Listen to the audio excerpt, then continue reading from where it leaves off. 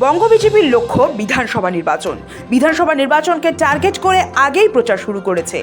ডিসেম্বরেই বাংলায় এসেছিলেন নরেন্দ্র মোদী, অমিত শাহ, জেপি নাড্ডা। সেই সময়ই জানানো হয়েছিল প্রতি মাসেই বাংলায় আসবেন তারা। জানুয়ারিতে বাংলায় এসে মালদা এবং সিঙ্গুরে সভা করেছেন প্রধানমন্ত্রী। দফায় দফায় বাংলায় এসেছেন মোদীর সেনাপতি অমিত শাহ। এবার প্রচার শুরু হচ্ছে আরও জোর কদমে। মার্চের প্রথম থেকেই পরীক্ষার মরশুম শেষ হলে রাজ্য জুড়ে প্রচার করবে বিজেপি। মার্চের শুরুতেই ব্রিগেডে সমাবেশ ডাকতে চলেছে রাজ্য বিজেপি। বিধানসভা নির্বাচনের আগে সেই ব্রিগেডেই প্রধান বক্তা হিসেবে হাজির থাকতে পারেন প্রধানমন্ত্রী নরেন্দ্র মোদী। তবে সমাবেশের দিনক্ষণ এখনও ঠিক হয়নি, কারণ দক্ষিণবঙ্গের বিভিন্ন সাংগঠনিক জোন থেকে রথযাত্রা বের করবে বিজেপি, আর সেই সব রথই পৌঁছবে ব্রিগেড প্যারেড গ্রাউন্ডে। সূত্রের খবর, দোলযাত্রা মিটে গেলেই শুরু হবে রথযাত্রা কর্মসূচি। মার্চের শুরু থেকেই মোদীর স্বাদের একাধিক জনসভা রয়েছে বাংলায়।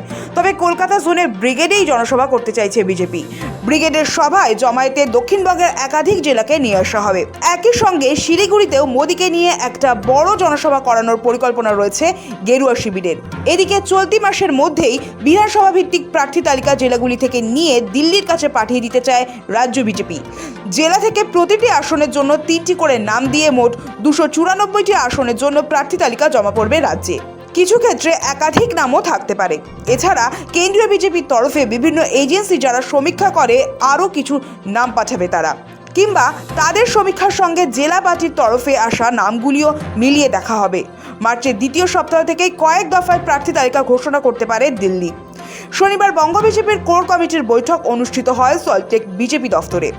কেন্দ্রীয় নির্বাচনী পর্যবেক্ষক ভূপেন্দ্র যাদব, সহ পর্যবেক্ষক বিপ্লব দেব ছাড়াও কেন্দ্রীয় নেতারা এবং শ্রমিক ভট্টাচার্য ও শুভেন্দু অধিকারীরাও ছিলেন। শুভেন্দু অবশ্য কিছুক্ষণের জন্য বৈঠকে থেকে অন্য কর্মসূচিতে যান। রথযাত্রা, ব্রিগেড সমাবেশ ও প্রার্থী তালিকা নিয়ে বিস্তারিত আলোচনা হয়েছে বৈঠকে। 64 লক্ষ নাম বাদ গেছে। মার্চে ব্রিগেড এখনো পর্যন্ত প্রধানমন্ত্রী আসবেন, মার্চে ব্রিগেড তো বিজেপি করবে।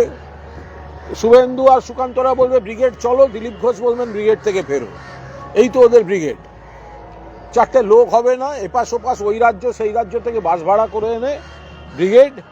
আর প্রধানমন্ত্রী তো আগেও এসেছেন, প্রধানমন্ত্রী অমিত শাহ, এরা তো ডেলি প্যাসেঞ্জারই করেছেন। আসবেন, বাংলার মানুষ প্রত্যাখ্যান করবে।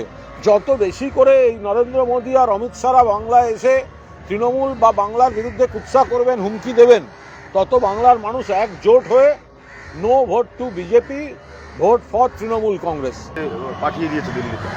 সেটা তো আলাদা দলের ব্যাপার, সম্পূর্ণ ওদের আলাদা দলের ব্যাপার। ওদের লিস্টে নানা রকম মজা থাকে, আমরা দেখেছি তো। ওদের লিস্টের মজা হচ্ছে সিটিং ক্যান্ডিডেট দিলীপ ঘোষ ঘোঁচ পাঠিয়ে দিল দুর্গাপুরে। দলের আর একটা লোক, তারা আর একটা গ্রুপ এসে দিলীপ ঘোষকে হারিয়ে দিল। ফলে ওদের ক্যান্ডিডেট লিস্ট মানে ওরা কিসে তৈরি, মানে গোষ্ঠীদ্বন্দ্বে তৈরি না কিসে তৈরি, তো সেগুলো তো সব মজার ব্যাপার আছে। ভোটবঙ্গে বারবার বঙ্গ সফরে আসছেন মোদী, শাহ। তাতেই প্রশ্ন উঠছে, তবে কি বঙ্গ ব্রিগেডের উপর আস্থা হারিয়েছে শীর্ষ নেতৃত্ব? সেই কারণে কি এত অল্প সময়ের ব্যবধানে বাংলায় আসছে শাহ? রাজ্য বিজেপির অন্দরেই স্বীকার করা হচ্ছে। সাম্প্রতিক সময়ে দলীয় নেতৃত্ব ও সংগঠনের মধ্যে কিছু জায়গায় অসঙ্গতি তৈরি হয়েছে। ভোটের আগে সেই ফাঁক ফোকর বন্ধ করাই মূল লক্ষ্য। সাংগঠনিক দুর্বলতাই সবচেয়ে বড় চিন্তার কারণ বঙ্গ বিজেপির। তাই 26-এর ভোটের আগে নিচুতলায় দুর্বলতা এবং নবীন প্রবীণ দ্বন্দ্ব যতটা সম্ভব দ্রুত কাটিয়ে উঠতে হবে। কয়েক মাস আগেই 26-এর লক্ষ্য স্থির করে বাংলার সফর শুরু করেন প্রধানমন্ত্রী নরেন্দ্র মোদী ও কেন্দ্রীয় স্বরাষ্ট্রমন্ত্রী অমিত শাহ। সভা, রোড শো, মন্দির দর্শনের পাশাপাশি জনসংযোগ বাড়ানোর চেষ্টা করছে বিজেপি।